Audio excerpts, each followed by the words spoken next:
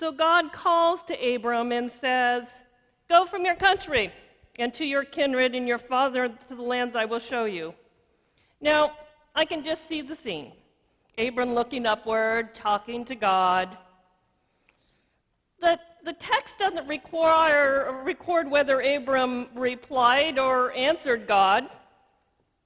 I wonder if he was okay with the plan.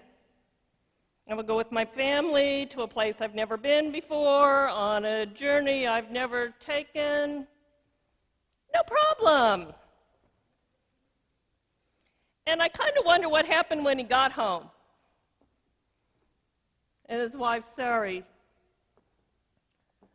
says, "We're going to do what? Really? This is your plan?" You know, that's what's so interesting about calls from God. You know, each of us has a call. Each of us is on a journey. And depending on where you are in life, you may be more responsive to the call than others. I got my call at the age of 19. And I went to seminary 20 years later.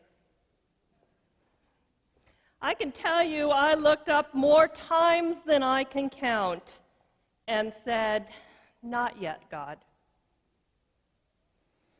And I must say, for the first half of that 20 years, it was okay. Probably because I didn't know how to answer the call. I was very clear at age 19, sitting in the pews of my home church, hearing the pastor, Reverend Ron Allen, preach. I had a message from God that told me that I was supposed to do that. There was only one slight problem. In 1977, I didn't know that women could be pastors. So, I wondered what this call meant. And it was 10 years before I discovered that women could be called to pastors. And then it began to wake me up in the middle of the night and began to wonder. And I can remember taking a 2/3 pay cut, leaving a fairly nice job at Motorola to become the director of children's education at my local church, thinking I had answered the call. And I was in the pews worshiping in that church exactly 6 weeks later when I heard the call again. What I can tell you is when I then said, "Yes, God, I'll answer the call. I'll go to seminary."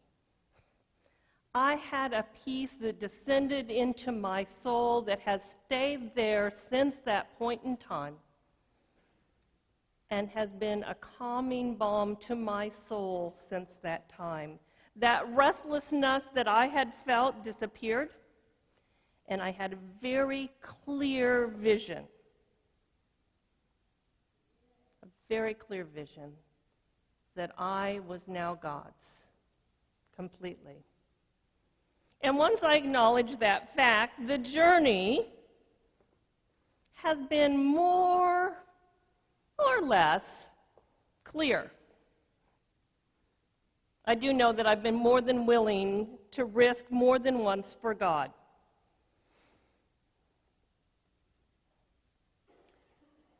About 34 months ago, I came to Rockford,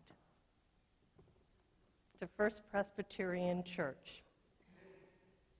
It was part of this journey that God and I have been on. And even though it wasn't what we would call a traditional call,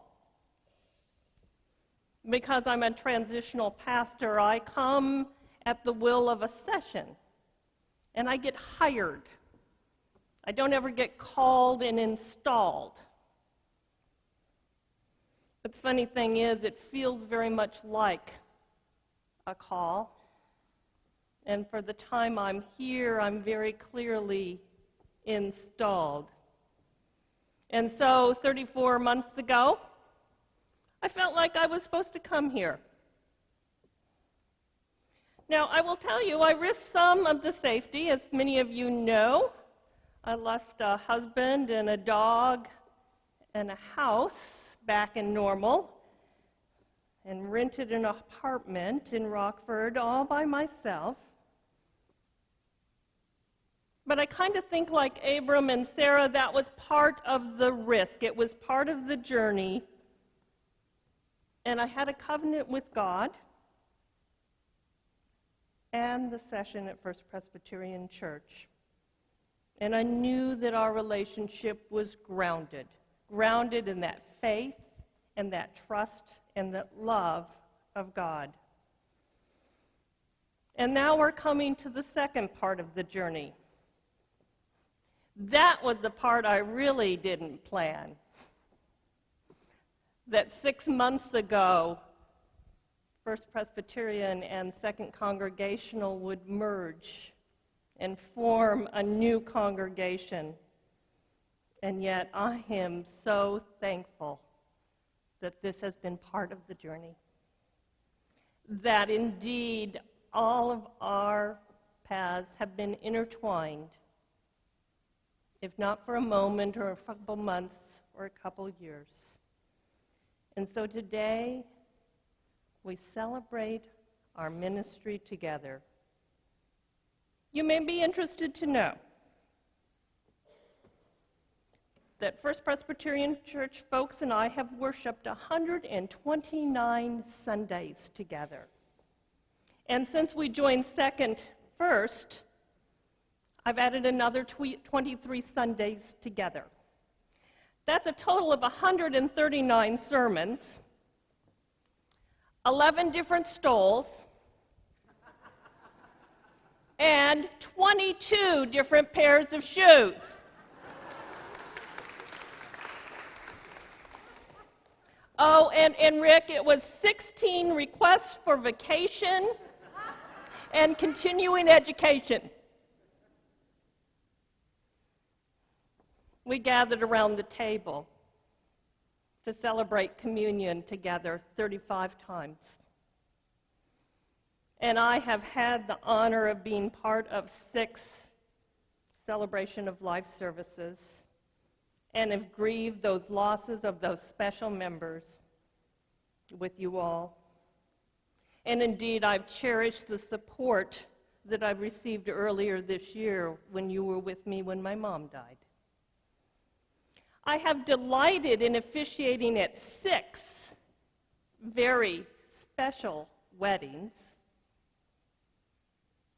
I have been there when we celebrated the arrival of children and grandchildren and great-grandchildren, including welcoming my very own grandson into this congregation.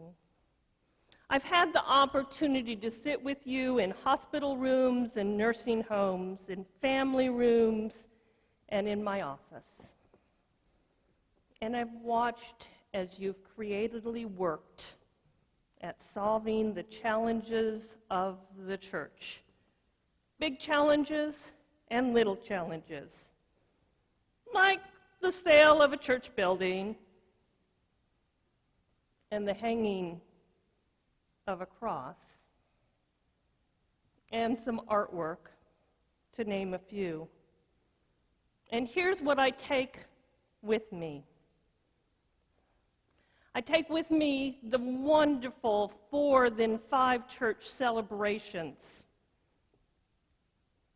that we've had in downtown Rockford. I take with me Jeremiah Development, Bridge Clinic, the Angolan Well Project, moving, getting rid of stuff, figuring out what stuff to keep. boxes, bubble wrap, tape, all are tucked in my memories of being here with you all. I was so impressed by the work you did. The fact that you at First Presbyterian Church were willing to allow God to enter into the midst and help you to sell a church building and merge into this new congregation. And it has been fun to be with the session and now the governing council to dream with you and to celebrate this amazing coming together. It's been a wonderful part of my journey.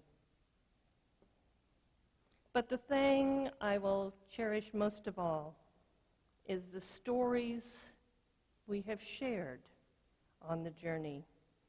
Listening to each other, laughing, sometimes crying, but always holding each other carefully with each other.